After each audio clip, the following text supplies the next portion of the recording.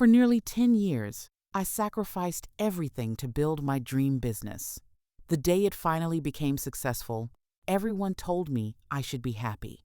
But one night, sitting alone in my office after another 14-hour day, I realized I had gained the dream and lost pieces of myself along the way. Welcome back to God Showed Up Stories.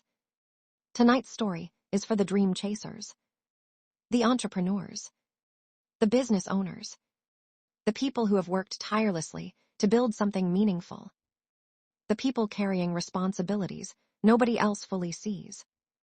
Maybe you've spent years pursuing a goal. Maybe you've sacrificed time, relationships, and peace of mind to make something happen. Maybe you've achieved success only to discover it didn't feel the way you expected. If that's you, this story is for you. Before we begin, take a moment to like this video, subscribe to the channel, and share this story with someone who may need encouragement tonight. And comment below. Have you ever achieved something you worked hard for, only to realize it came with unexpected costs? Never forget this. Success is a wonderful thing. But success loses its meaning when it costs us the people and relationships that matter most. All right, let's get into tonight's story. For nearly 10 years, I lived with one goal: build my business. Everything else came second. At first, it felt necessary. That's what entrepreneurs do, right? They sacrifice. They hustle. They work while everyone else sleeps. At least, that's what I kept telling myself. While friends went on vacations, I stayed at work. While family gathered for holidays, I answered emails.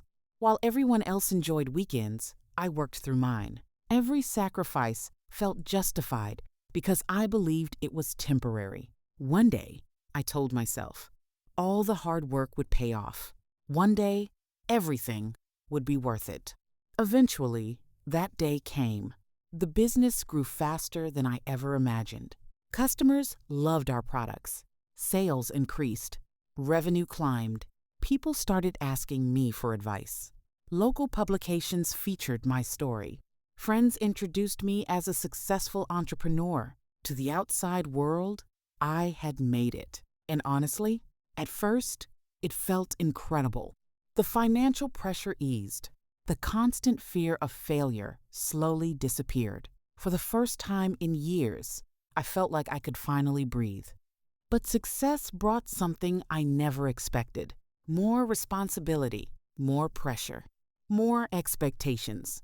The bigger the business became, the more it demanded from me. Every decision mattered. Every mistake felt expensive. Every problem landed on my desk. And because I had built the company from nothing, I felt personally responsible for everything. Soon, my entire identity became connected to the business. If sales were strong, I felt successful. If sales dropped, I felt like a failure. If customers were happy, I felt valuable. If customers complained, I questioned myself. Without realizing it, I stopped seeing myself as a person. I became the business. The business became me. And that was dangerous. The warning signs appeared slowly. Missed birthdays, canceled dinners, ignored phone calls.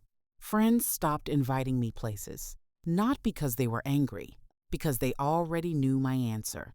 I'm too busy.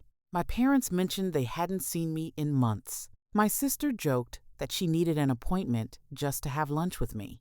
Everyone laughed, including me.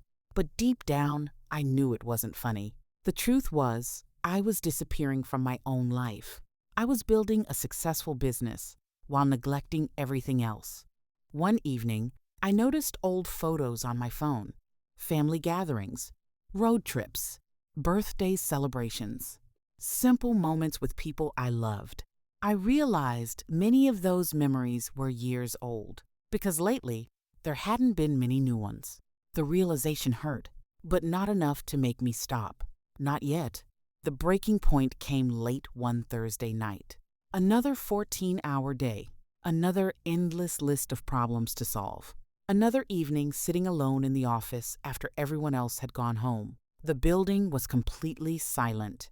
The lights from nearby businesses had already gone dark.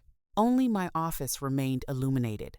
I remember staring at my computer screen, exhausted, numb, successful, and completely empty.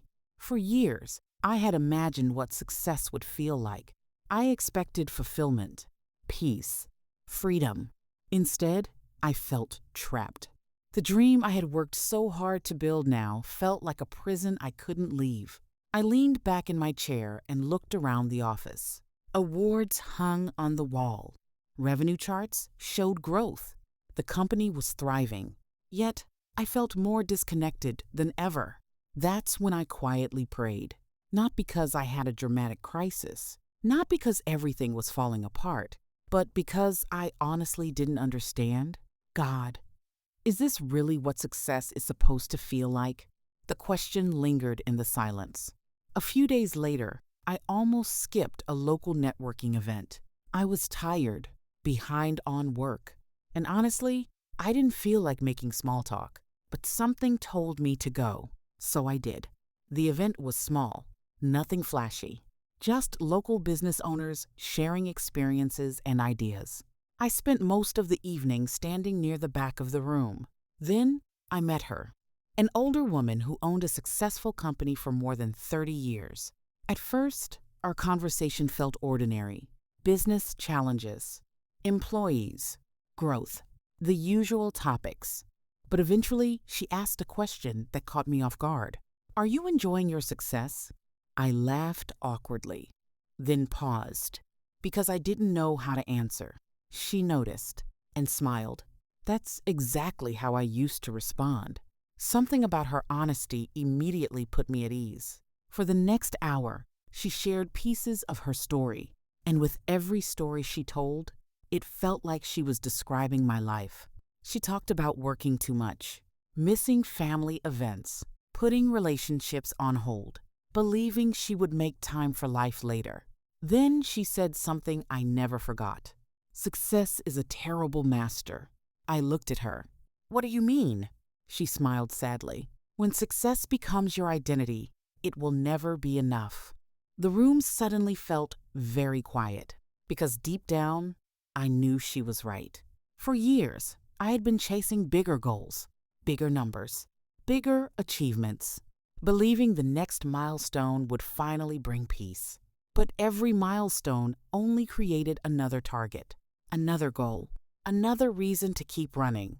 Then she shared something even more powerful. The greatest mistake I made wasn't working hard. She paused. The greatest mistake I made was believing my worth came from what I achieved. Those words stayed with me long after the event ended, because for the first time, someone had given a name to what I was experiencing. I hadn't lost balance because I loved my business. I had lost balance because I had forgotten who I was outside of it. And as I drove home that night, I couldn't shake the feeling that God had just spoken to me through an ordinary conversation with a stranger. If this story touched your heart today, comment below. People matter more than success. And if you're working hard toward a dream right now, remember this. Success is not the enemy. Ambition is not the enemy. Hard work is not the enemy. But when our identity becomes tied to our achievements, we begin carrying a burden we were never meant to carry. Your worth is not measured by your sales. Your worth is not measured by your accomplishments. Your worth is not measured by how productive you are. You are valuable because God created you, not because of what you produce. Take a moment to like this video, subscribe to the channel, and share this story with someone who may need encouragement tonight. Thank you for spending this time with God Showed Up Stories. And always remember, God always shows up right on time.